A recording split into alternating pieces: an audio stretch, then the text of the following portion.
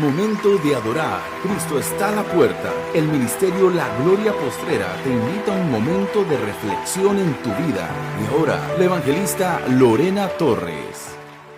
El tema de hoy es mi testigo fiel. Mire qué lindo el tema, mi testigo fiel. Estamos en Apocalipsis 2 del 12 al 17 y él está hablando el Señor a la iglesia de Pérgamo.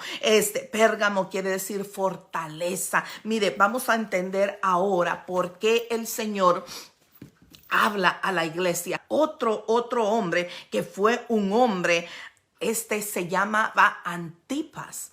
Y se cree que este mismo hombre era aquel que Jesús dijo: dejad los niños venir a mí.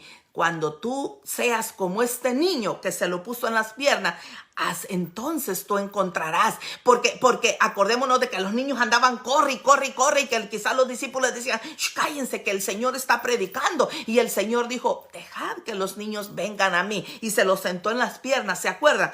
Era este niño Antipas del cual el mismo Señor habla aquí en Apocalipsis. Bueno, dice así la palabra de Dios, como dije, que se lee en el nombre del Padre, en el nombre del Hijo y de la preciosa persona del Espíritu Santo. Dice: y escribe el ángel de la iglesia en Pérgamo. Pérgamo, acuérdese lo que yo le dije, significa fortaleza.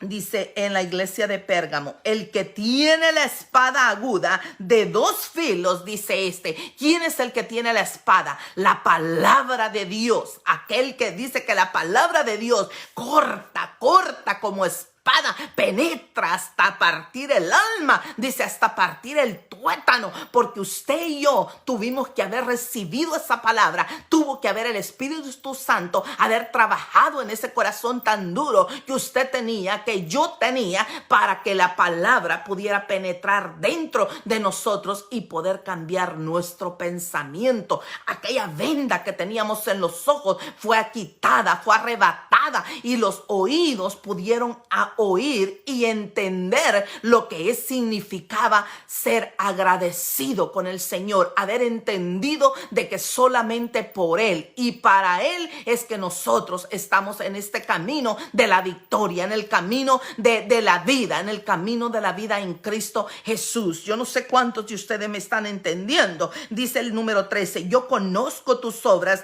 y dónde moras. Mire lo que dice el Señor. Escuche bien, por favor, esta parte. Dice: yo conozco tus obras y dónde moras, donde está el trono de Satanás, pero retienes mi nombre y no has negado mi fe, ni aún en los días en que Antipas, aquí está aquel niño que yo le decía que el Señor había tenido en sus piernas, aquel niño que andaba corriendo allá y que el Señor desde entonces ya lo tenía en su agenda. Dice: Antipas, mi testigo fiel, fue muerto entre vosotros donde mora Satanás. Pero tengo unas pocas cosas contra ti, que tienes ahí a los que retienen la doctrina de Balaam, que enseñaba a Balac a poner tropiezo ante los hijos de Israel, a comer de cosas sacrificadas a los ídolos y a comer fornicación. Y también tienes a los que retienen la doctrina de los nicolaitas, que yo aborrezco. Por tanto, arrepiéntete, pues si no, vendré a ti pronto y pelearé contra ellos contra la espada de mi boca. El que tiene oído, oiga lo que el Espíritu dice a las iglesias. Al que venciere, mire qué lindo, al que venciere le daré a comer del maná escondido y le daré una piedrecita blanca y en la piedrecita escrito un nombre nuevo, el cual ninguno conoce sino aquel que lo recibe. Bendito el nombre del Señor. ¿Cuántos queremos recibir ese nombre nuevo? ¿Cuántos queremos recibir el maná del cielo? ¿Cuántos queremos recibir que el el Señor mismo nos encuentre. ¿Cuántos queremos que aquel momento que usted y yo partamos de este mundo sea el Señor que nos reciba? Yo no sé cuántos de ustedes quieren pasar ese momento. Yo quiero que el Señor me diga: hija mía, en lo poco me serviste, pero en lo mucho yo te pondré. Aquí está tu piedrecita, aquí está tu corona. Tu nombre está escrito en la Biblia, tu nombre está escrito aquí en este libro. Mire qué lindo. Eso es lo que más nos debe de preocupar a nosotros, que tu nombre no sea borrado, que tu nombre no sea removido de ahí, que tu corona esté lista para coronarte de favores. Mire qué lindo. El Señor es bueno, el Señor está hablando al pueblo. Bueno, aquí vamos a interpretar lo que significa esta palabra que el Señor trajo a esta iglesia. Mire cómo se identifica. Hemos hablado cómo el Señor se está identificando cada vez. ¿Para qué? Para que la iglesia no tenga duda que es Dios el que le está diciendo a Juan: Juan, habla, Juan, escribe. Juan, tú necesitas. A ver, nosotros aquí vemos solamente al apóstol Juan, el que está trabajando aquí, pero hay otras personas detrás de Juan. Acordémonos de que Juan estaba dentro de una isla. ¿Cómo hacía él para escribir? Para que los pergaminos llegaran a él, para que la tinta llegara a él. Oh, porque habían hijos de Dios que también trabajaban en las embarcaciones, que corrían peligro su vida. Si Nerón, si el César encontraba que ellos compraban pergamino, compraban tinta y se la hacían llegar a él en el material para que él escribiera, y también habían otros que también corrían peligro, y quizás fueron mártires, y que quizás también pagaron con su vida cuando aquellos que llevaban a la iglesia las cartas a escondidas y se las entregaban a los sacerdotes para que los sacerdotes leyeran el mensaje que el Señor había hecho a Juan que escribiera. Esta iglesia de Pérgamo estaba en un lugar céntrico, en un lugar donde la idolatría estaba en su pleno apogeo. Habían muchos grandes templos construidos a otros ídolos, a dioses que no eran el Dios de Israel. ¿Y sabe cómo le llamaban a los cristianos? De ahí salió la palabra ateo. A ellos le llamaban ateos. ¿Por qué? Porque ellos decían: ¿por qué tú adoras a alguien que nosotros no vemos? Tú dices que adoras a alguien, a un Dios que se adora en espíritu y en verdad, y nosotros tenemos nuestros ídolos. Nosotros sí sabemos a quién adoramos. Y los discípulos y los cristianos de aquella época, algunos, cuando les preguntaban: ¿tú eres cristiano?, muchos mantenían su fe y decían: sí, soy cristiano, y pagaban por medio de dos formas. Pagaban con su vida. Una es que los tiraban, empujaban a todos los cristianos, aquel que no había retrocedido, y ellos se agarraban de la mano y comenzaban a orarle a ese Dios altísimo. Toda la burla estaba en medio de ellos, y venían los leones y los atacaban y los mataban así. Y muchos de ellos, dice, que cuando veían venir los leones se arrodillaban y decían que querían adorar al César. Muchos, y probablemente nosotros digamos: ay, ¿por qué hicieron eso? Era difícil y es difícil estar en una situación. Usted y yo ahora estamos en una situación fácil para adorar al Señor. Ahora es fácil. Ahora, si usted quiere, se levanta. Si no quiere, no se levanta a adorar al Señor. Si usted quiere ir a la iglesia, va a la iglesia. Si no quiere ir a la iglesia, no lo va. Si usted quiere, lee la Biblia. Si no quiere, no la lee. Si usted quiere, ora. Si no quiere, no ora. Si usted quiere, retrocede y se va al mundo.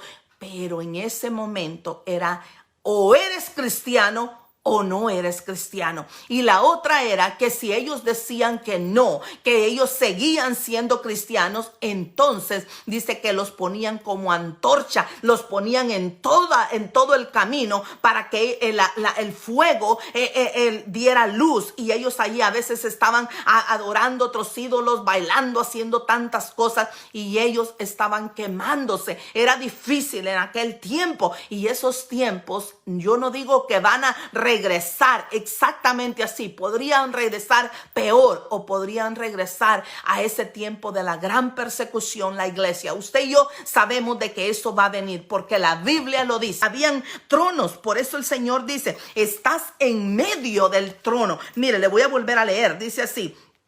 Escribe el ángel de la iglesia en Pérgamo, el que tiene la espada aguda de 2 filos, dice esto: yo conozco, el Señor le estaba diciendo a la iglesia de Pérgamo, yo conozco tus obras y dónde moras. El Señor estaba consciente de que ellos estaban en un lugar difícil, en un lugar, ellos estaban en medio de la ciudad, se puede decir, y el templo de Dios era el más pequeño. Fíjate, el templo del Señor, del Dios Altísimo, del Rey de Reyes, era el más pequeño, y los otros grandes altares, los grandes templos para la diosa, habían muchos dioses. Mire, eso es lo que el Señor se refiere, a eso es lo que el Señor, habían varios templos. Estaba el templo de Zeus, estaba el templo de Atenas, estaba el templo de César, que también él, como yo decía, requería adoración. Estaba Esculapio. Este era un dios que era de la salud. Y no solamente eso, sabe que en ese templo habían serpientes vivas, y dice que la gente se acostaba, entraba a los templos y se acostaba y para que la serpiente los tocara, y ellos querían ser sanos. Y mire, y ellos al morir, ellos pensaban que estaban entregando su vida, su alma a esos dioses, y así moría la gente. Prefería, en vez de estar enfermo, prefería ser mordido por esa serpiente. Había una situación fea. Entregaban holocaustos, entregaban niños, hacían fiestas, le presentaban comida a esos ídolos y le preguntaban a la iglesia, ¿tú quieres? Y muchos decían no. Otros comieron de eso. Eso es lo que el Señor se estaba refiriendo.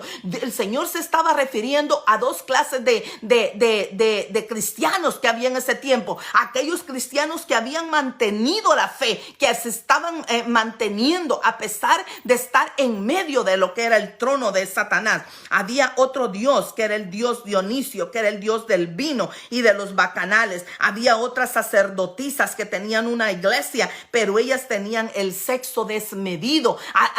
Estaban teniendo sexo enfrente de los niños, enfrente de la gente, y a ellos les parecía bien. Y la iglesia, era difícil vivir ahí, era difícil, y el Señor les estaba diciendo, fortaleza, iglesia, fortaleza. Mira, le dice el Señor.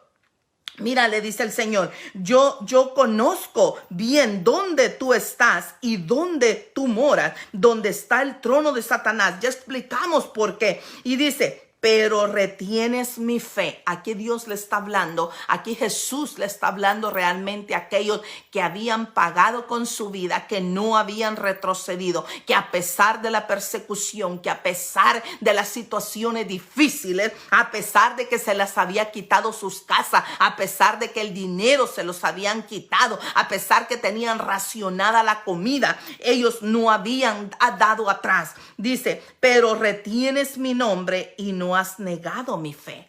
Mire qué lindo. Ni aún en los días en que Antipas, aquel niño que yo le decía, aquel niño que el Señor había tenido en sus piernas, en sus rodillas, dice, mi testigo fiel. ¿Y quién fue él también? Él fue uno de los que le ayudó a Juan a llevar las cartas. Él fue uno de los que le ayudó a Juan. Él fue discípulo de Juan y él había muerto.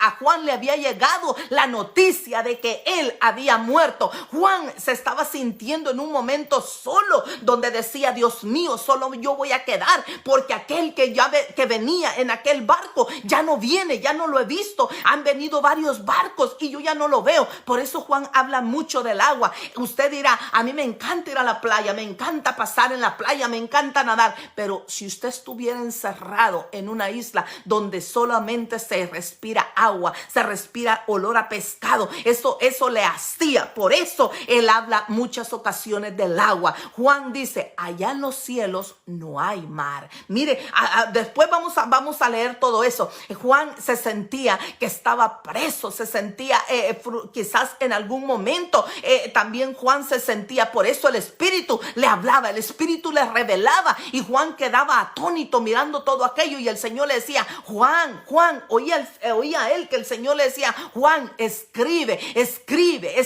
para que entienda y que esto, mándalo, yo voy a mandar gente, le decía el Señor. Si aquel ya no regresó, olvídate, yo te voy a mandar otra persona con la que tú vas a mandar las cartas. Y Juan era un hombre que le había servido al Señor desde su juventud. Mire qué lindo. Juan había sido un hombre que había amado al Señor, que a pesar de todo, Juan, de ser un anciano, no se había retirado. ¿Cuánta gente dice, no, yo ya estoy muy viejo para andar ya en las cosas del Señor, yo desde aquí, yo ya hice, no, tú no tienes el tiempo para retirarte. Hay que retirarnos hasta el día que el Señor nos llame a la presencia. Juan fue un hombre, un modelo a seguir. Lo dijo el Señor, mi testigo fue fiel, fue muerto. Le estaba dando la noticia a Juan. Juan se quedó triste en ese momento de saber que aquel hombre que había sido partícipe con él secretamente, que había llevado las cartas, ya murió Juan. Ya él ya está en la presencia.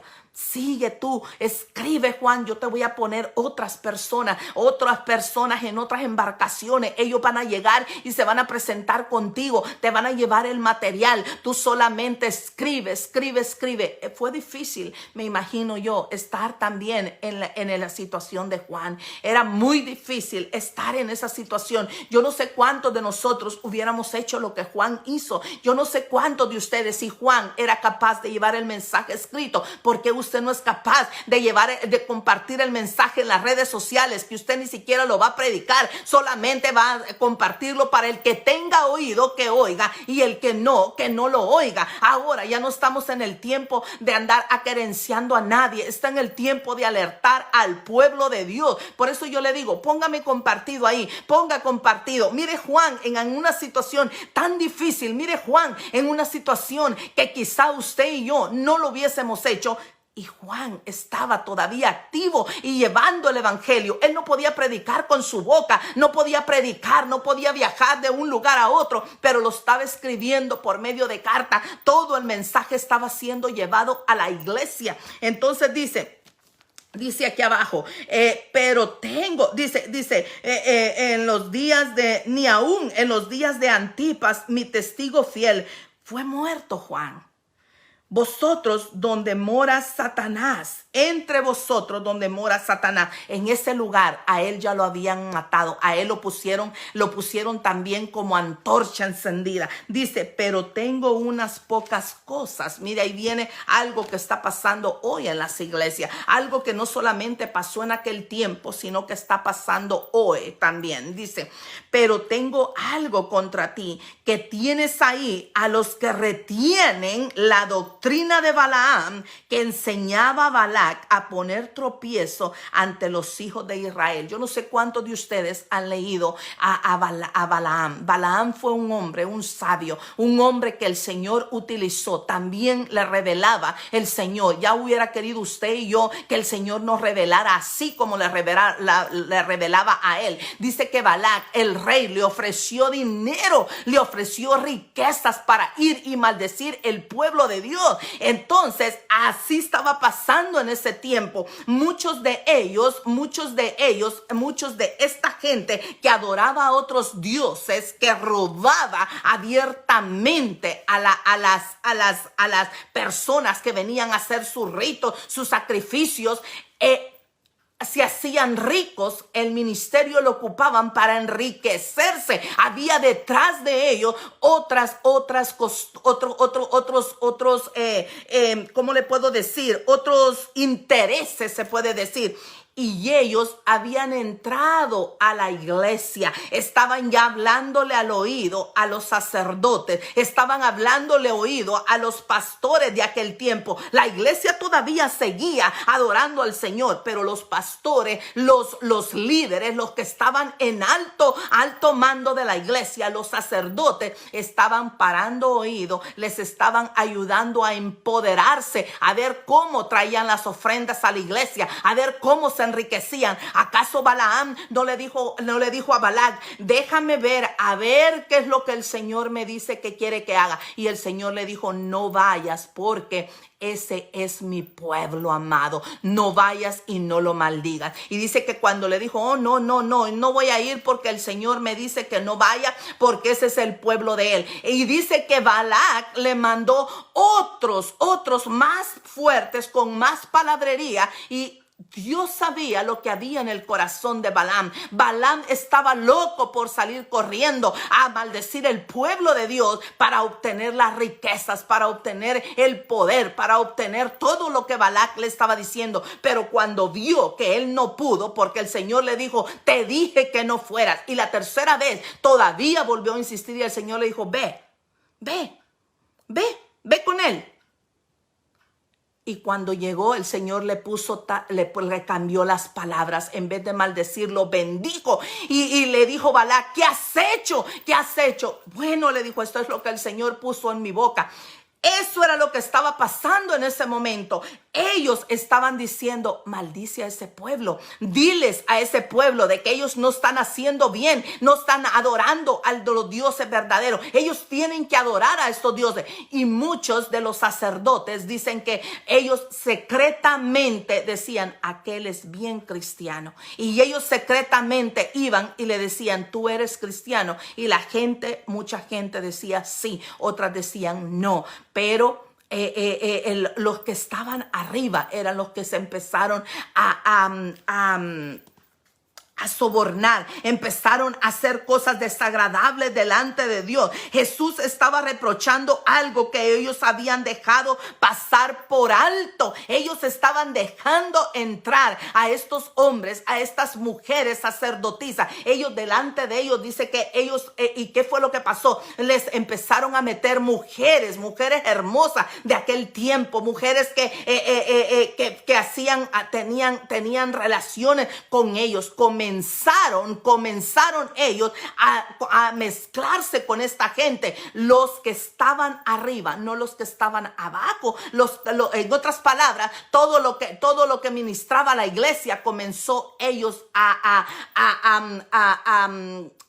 fornicar, a adulterar. Por eso el Señor le dice que ellos trajeron otra doctrina. Estaban tratando de arruinar al pueblo, al remanente que Dios todavía tenía ahí, el remanente que Jesús tenía ahí. Y le dice,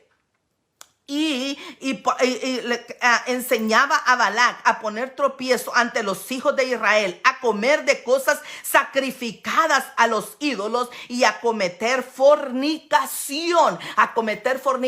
Ellos les decían, métanse con las hijas de ellos o métanse con los hijos de ellos para que ellos tengan piedad de ustedes. Y muchos de ellos no quisieron, tenían que huir de ahí, porque o huían y se iban al desierto o morían de dos formas. No había otra forma de morir, solamente comido por los leones o siendo quemados. Y dice que muchos de ellos sucumbieron, muchos de ellos aceptaron, pero Jesús tenía todavía un remanente fiel, y por eso Juan estaba escribiendo estas cartas para esa iglesia. ¿Acaso no estamos viendo eso hoy? ¿Cuánta doctrina hay hoy de Balaam en las iglesias? ¿Cuántos líderes, cuántos ministros están haciéndose ricos, están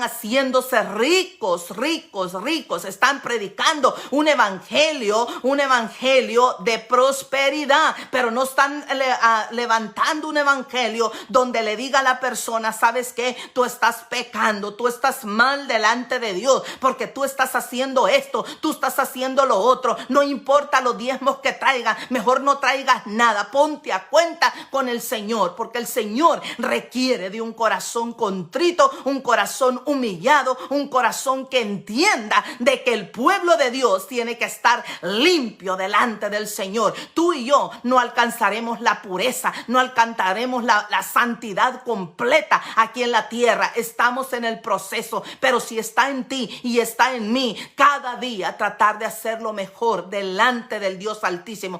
Eso es lo que estaba hablando el Señor. Y dice, y también tienes a los que retienen la doctrina de los nicolaítas, la que yo aborrezco. Aquel que cambia la historia, aquel que cambia la doctrina, aquel que te dice a ti, no, eso está bien. Dios te lo va a dejar pasar por alto. Tenemos un Dios de amor, sí, pero la espada dice que tenemos un Dios de amor, pero que dice, aquel alma que pecare, esa morirá también. Entonces nosotros no debemos de adornar las sagradas escrituras.